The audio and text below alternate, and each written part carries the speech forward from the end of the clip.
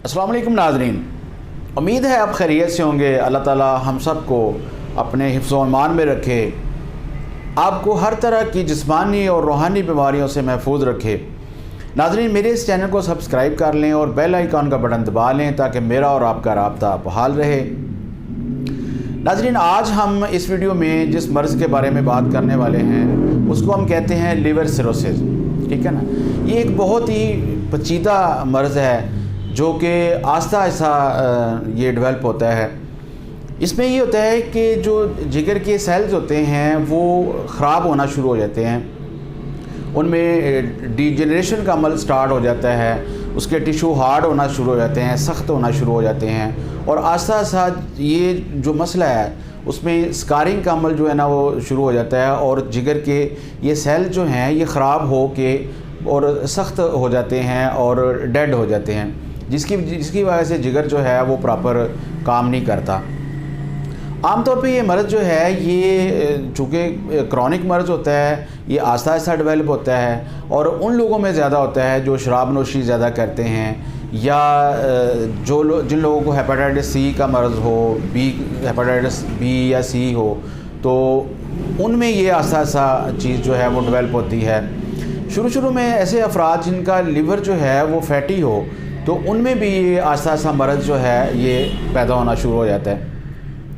नाज़रीन, liver cirrhosis जो है इसका जो मामला है, हमारे जिगर के अंदर अल्लाह ताला ने ये एक खूबी रखी है कि ये ख़ुद अपने आप को ठीक करने की कोशिश करता है। ठीक है ना। और अगर तो ये मामला थोड़ा हो और मर्ज़ जल्दी डायग्नोज हो जाए और उसका पता चल जाए और मरीज़ जो है वो इसका इलाज करवाना शुरू कर दे और एहतियात करना शुरू कर दे तो हम काफ़ी हद तक जो है इस मर्ज़ पे कंट्रोल कर सकते हैं। यानी जब जिगर को हम सपोर्ट करते हैं, हम बदएहतियाती नहीं करते, तो जिगर अपने आप को रिपेयर करना शुरू कर देता है और काफ़ी हद तक जो है उसको ठीक कर लेता है। आमतौर पे ये कहा जाता है कि जो सेल्स इसके एक दफ़ा ख़राब हो जाते हैं उनको दोबारा बहाल नहीं किया जा सकता, उनको दोबारा ठीक नहीं किया जा सकता। लेकिन अगर जिगर को सपोर्ट किया जाए, अगर जिगर ज़्यादा डैमेज ना हुआ हो तो उससे ये होता है कि वो ख़ुद से कुछ अपने सेल्स को रिपेयर कर लेता है और आगे जो है उनको ख़राब नहीं होने देता। जिगर का जो साइज़ होता है ये आम तौर पर एक फ़ुटबॉल की तरह का होता है, एक फुटबॉल जितना होता है और अगर इसका कुछ हिस्सा जो है वो भी बचा रहे तो इंसानी जिस्म का जो है वो काम किसी हद तक चलता रहता है। तो हमने ये कोशिश करनी होती है कि जिगर का जो हिस्सा बचा हुआ है उसको महफूज किया जाए, उसको सपोर्ट किया जाए और उस पर ज़्यादा बर्डन ना डाला जाए ताकि जो है फर्दर हमारा जिगर जो है वो ख़राब ना हो। और इसका एक अगर ये ज़्यादा शिद्दत इख्तियार कर जाए और ये इसमें ज़्यादा पेचीदगी आ जाए तो ये जानलेवा भी साबित होता है, लेकिन इसको काफ़ी हद तक हम इसको मैनेज कर सकते हैं अगर हम इसका इलाज जो है वो प्रॉपर तरीके से करें और जो है अगर कोई मरीज़ शराबनोशी कर रहा है तो उसको बंद कर दे। बहुत सारी मेडिसिन भी ऐसी हैं जो कि जिगर का ये मर्ज़ पैदा करती हैं, तो हमें ये भी देखना चाहिए कि किसी मेडिसिन को किसी मजबूरी के तहत लेना चाहिए। आम तौर पे कुछ लोगों की आदत होती है कि वो ज़रा सा कोई प्रॉब्लम हुआ तो वो पेन किलर्स लेते रहते हैं या कोई इस तरह की सेडेटिव मेडिसिन लेते रहते हैं, तो इस तरह नहीं करना चाहिए। अब हम इसकी वजूहात के बारे में बात करते हैं। तो सबसे पहले तो इसकी वजह जो है वो है शराब नोशी और ये इसकी बेसिक एक काज समझी जाती है। तो बहुत से दूसरे जिगर के मर्ज़ जो हैं वो भी इस चीज़ को फैटी लिवर को इसको लिवर सिरोसिस पैदा करते हैं, जैसे हेपेटाइटिस सी है, फैटी लिवर है और जिगर के दूसरे अमराज जो हैं वो इसमें पैदा करते हैं इसको। और अगर जिगर के अंदर आयरन ज़्यादा जमा हो जाए और तो भी ये लिवर सिरोसिस हो सकता है। अगर तांबे की मिकदार जिगर के अंदर ज़्यादा हो जाए तो भी ये मर्ज़ हो सकता है। अल्फ़ा 1 एक प्रोटीन होती है जो कि जिगर बनाता है और ये लंग्स को सपोर्ट करती हैं। तो अगर ये प्रोटीन ज़्यादा ना बन रही हो या उसकी प्रोटीन की शक्ल बाज़ का चेंज हो जाती है तो वो लिवर के सेल्स के अंदर वो फंस के रह जाती है और वो ये मर्ज़ क्रिएट कर देती है। बाज़ का तो हमारा मुदाफ़ियाती निज़ाम जो है वो जिगर पे अटैक कर देता है, उसके टिश्यूज़ पे अटैक कर देता है, तो उसकी वजह से भी ये मर्ज़ हो सकता है। शुगर की वजह से, मोटापे की वजह से ये प्रॉब्लम जो है ये हो सकता है। اب ہم بات کرتے ہیں کہ اس کی علامات کیا ہوتی ہیں. ٹھیک ہے, تو ایسے افراد جن کو لیور سروسس کا مسئلہ ہوتا ہے تو سٹارٹ میں کئی دفعہ ایسا ہوتا ہے کہ اس کی کوئی خاص سمٹم جو ہیں وہ ظاہر نہیں ہو رہے ہوتے, چونکہ میں نے شروع میں کہا تھا کہ یہ ایک پیچیدہ اور کرونک پرابلم ہے.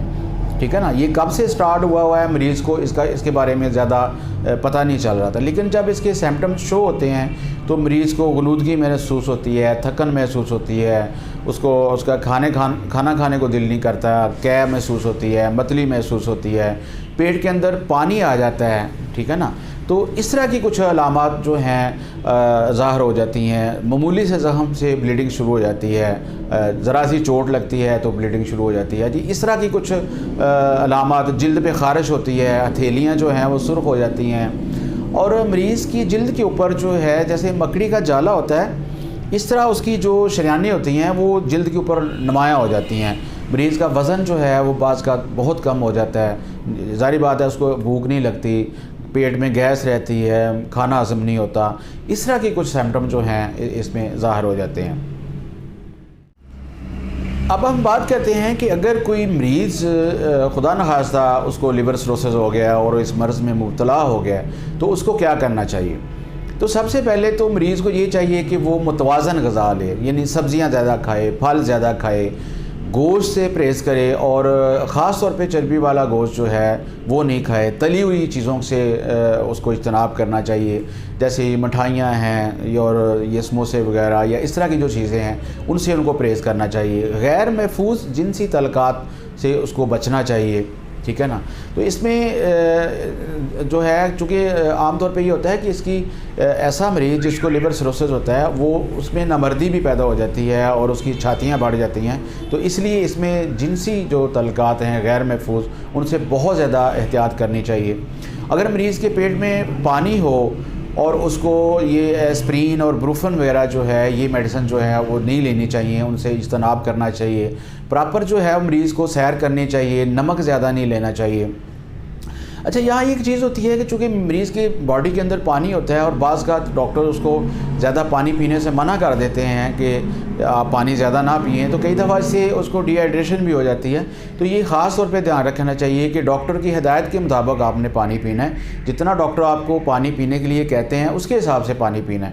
اسی طرح پروٹین کا تعلق ہے, تو پروٹین زیادہ لینے سے ظاہری بات ہے اس کو جب مریض ڈائجسٹ کرتا ہے تو وہ اس کو پیاس زیادہ لگتی ہے تو وہ پانی زیادہ پیتا ہے. تو بعض کا جو ہے پروٹین کی کمی بھی باڈی کے اندر ہو جاتی ہے, تو اس مریض کو پروٹین بھی ڈاکٹر کی یعنی ہدایت کے مطابق لینی چاہیے کہ ایک مریض کو کتنی اس نے پروٹین لینی ہے, اور یعنی اس کو ڈائجسٹ کرنے کے لیے اور اس کے ہاضمے کے نظام کو بہتر کرنے کے لیے اس کو کیا کرنا چاہیے.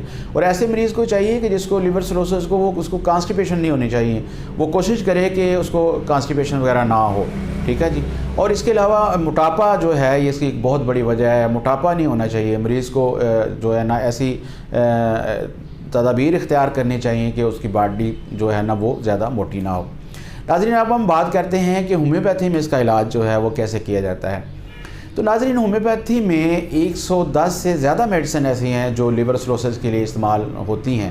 ٹھیک ہے, اور یہ میڈیسن جو ہے میں اپنی ہر ویڈیو میں ایک بات کرتا ہوں کہ یہ مرض کی نوعیت کے مطابق, علامات کے مطابق اور مریض کی جو کیفیت ہے, اس کا جو مزاج ہے, ان سب چیزوں کو دیکھتے ہوئے ہم نے میڈیسن جو ہے نا وہ سلیکٹ کرنی ہے. تو میں اپنی ہر ویڈیو میں چونکہ اس میں ٹائم شارٹ ہوتا ہے, وہ زیادہ میڈیسن کو ہم ڈسکس نہیں کر سکتے, تو میں ایک میڈیسن کو صرف ڈسکس کرتا ہوں. تو اس کا مطلب یہ نہیں ہوتا کہ جس یعنی مرض کا ذکر کیا جا رہا ہے اس میں صرف ہومیوپیتھی میں ایک ہی میڈیسن ہے, بلکہ جیسے لیور سروسس کے لیے 110 سے زیادہ میڈیسن ہے, تو میں صرف ایک میڈیسن کا ذکر کر رہا ہوں تاکہ آپ کو یہ اندازہ ہو جائے کہ ہومیوپیتھی میں جو ادویات ہوتی ہیں وہ کس طرح سے کام کرتی ہیں. تو اس دوا کا نام ہے الیٹریم. الیٹریم جو ہے یہ ایک کیوکمبر کی جنس سے تعلق رکھتی ہے. اس کا جو چھوٹا سا اس کا ایک کھیرا نما ایک چیز ہوتی ہے, کیوکمبر جس کو اس کو کہتے ہیں. تو جب آپ اس کو ٹہنی سے توڑتے ہیں تو اس کے اندر پریشر کے ساتھ پانی نکلتا ہے. ٹھیک ہے نا, جب آپ توڑتے ہیں تو پانی اس کا پریشر کے ساتھ نکلتا ہے. اور یہ میڈیسن جو ہے یہ زمانہ قدیم سے جو ہے وہ مختلف بیماریوں کے لیے، اسہال کے لیے، بخار کے لیے، جو سردی لگتی ہے اس کے لیے یہ استعمال ہوتی آئی ہے۔ تو ہومیوپیتھی میں یہ لیور سروسس کی ایک زبردست میڈیسن ہے، اور یہ اس سے پیشاب مریض کو زیادہ آتا ہے، تو ظاہری بات ہے جب مریض کو لیور سروسس کا مسئلہ ہوتا ہے تو اس کے پیٹ کے اندر پانی جمع ہو جاتا ہے، تو یہ اس پانی کو خارج کرتی ہے، ٹھیک ہے نا جی۔ اور یہ جلاب آور ہے، اگر مریض کو کانسٹیپیشن کی پرابلم ہے یا اس کو بھی یہ ٹھیک کرتی ہے۔ اسہال کے لیے، بچوں کے خاص طور پہ ہیضہ کے لیے یہ ایک زبردست میڈیسن ہے، ٹھیک ہے نا۔ اور اس میں جو اسہال ہوتے ہیں وہ انتہائی بدبودار ہوتے ہیں، مریض کو قے آتی ہے اور متلی محسوس ہوتی ہے، اور اس کی قے جو ہے وہ گرین کلر کی ہوتی ہے اور جس سے بہت زیادہ اسمیل آتی ہے۔ اس کے بعد یہ میڈیسن جو ہے اس میں سردی بہت زیادہ لگتی ہے، اور اس کی ذہنی کیفیت تھوڑی سی اس طرح کی ہوتی ہے کہ مریض جو ہے وہ بہت زیادہ کنفیوز ہوتا ہے، اس کو انگزائٹی فیل ہوتی ہے، وہ گھر سے بھاگ جانا چاہتا ہے، ٹھیک ہے نا، اور مسلسل وہ حرکت میں رہنا چاہتا ہے، سفر کرنا چاہتا ہے۔ تو یہ اس طرح کی کچھ ایسی علامات ہیں جو کہ اس دعا کے اندر پائی جاتی ہیں، اور جس مریض کو لیور سروسس ہو اس کی بہت سارے سمپٹم جو ہیں وہ اس دعا کے اندر موجود ہیں۔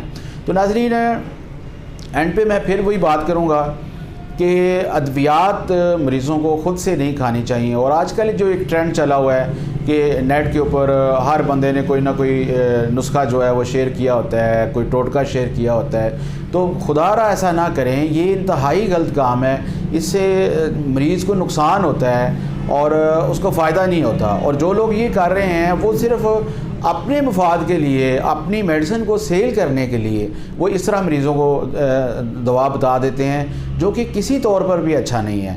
آپ کو چاہیے کہ اگر آپ خدا نہ خواستہ آپ کسی ایسے مرض میں مبتلا ہیں تو آپ اپنے کسی قریبی اچھے ہومیوپیتھ ڈاکٹر سے رابطہ کریں، اس کو اپنے ساری سمپٹم اس کے ساتھ شیئر کریں۔ ہماری اس ویڈیو کا بھی آپ ان کے ساتھ تذکرہ کر سکتے ہیں، ان کے ساتھ شیئر کر سکتے ہیں اور ان سے رہنمائی لے سکتے ہیں۔ اور اگر خدا نخواستہ آپ کا مرض ٹھیک نہیں ہو رہا یا اس میں کوئی زیادہ پیچیدگی آ گئی ہے اور آپ ہم سے رابطہ کرنا چاہتے ہیں تو آپ ضرور ہمیں میری اس ویڈیو کے نیچے کمنٹس کریں، اپنی رائے کا اظہار ضرور کریں۔ ناظرین، خوش رہیں اور اپنی صحت کا دھیان رکھیں اور ہمیں دعاؤں میں یاد رکھیں۔ اللہ حافظ۔